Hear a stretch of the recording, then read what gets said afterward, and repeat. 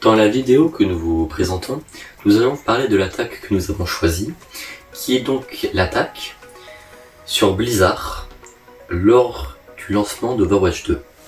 C'est donc l'attaque DDoS que nous allons parler ici, sur le jeu de type action avec des combats en équipe, tout nouvellement sorti, extrêmement attendu, du géant Blizzard. Faith alone isn't enough, Kiriko. I'm stronger than you think. The Overwatch I joined was about raising the world up.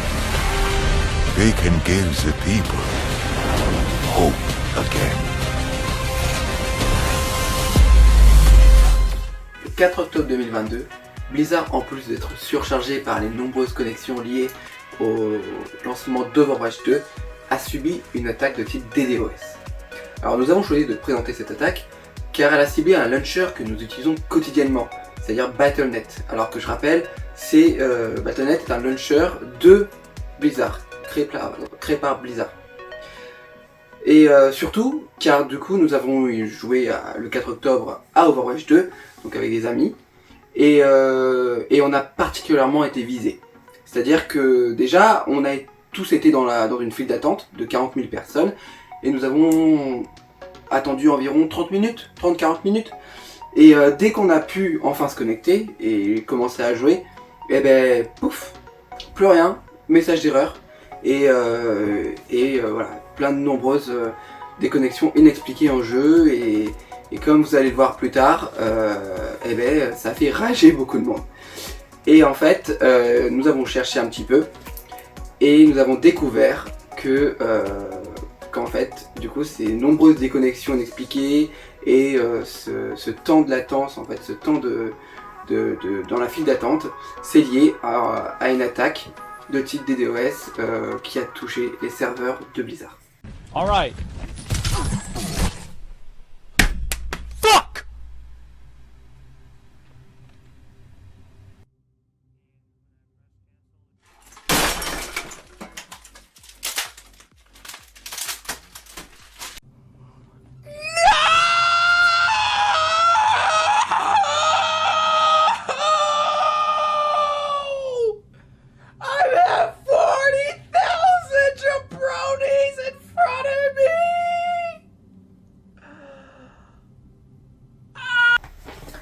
Donc maintenant qu'on a vu ces streamers, donc des gens connus et regardés qui ont, on va dire, exprimé leurs émotions un petit peu brutalement sur ces deux plateformes en Twitch, on voit qu'en fait, le but déjà des cyberattaquants devait être de ruiner la sortie d'Overwatch 2 et également de ruiner l'image.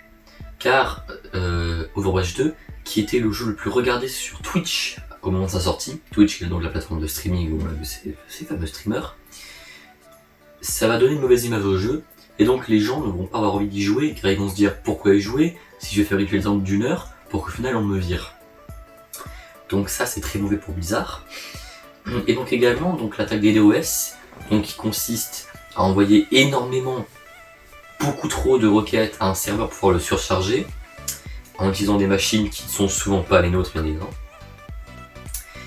Donc en fait ce type d'attaque, qui passe donc par Battle.net, est assez connu dans ce milieu, et Blizzard en a déjà signé plusieurs, notamment celles de 2010, 2014, 2016 et 2020. Dont ces attaques avaient empêché aux joueurs de se connecter, ou alors ils étaient des latences très élevées, des problèmes de connexion avec des jeux comme Diablo, Starcraft, World of Warcraft, Hearthstone. Et donc en fait, toutes ces attaques ont pour but donc de nuire en fait à cette grande entreprise. Et cette attaque précise a réellement nui à la sortie d'un jeu qui était attendu par Blizzard pour pouvoir, on va dire, raviver la flamme des joueurs. Car Blizzard, depuis un certain temps, ça allait de pire en pire, et ils attendaient vraiment ça comme une sorte de renouveau. Et également, on peut dire que il pourrait y avoir des solutions à ça. Mais les solutions contre le DDoS, le problème c'est que les serveurs sont très vite surchargés.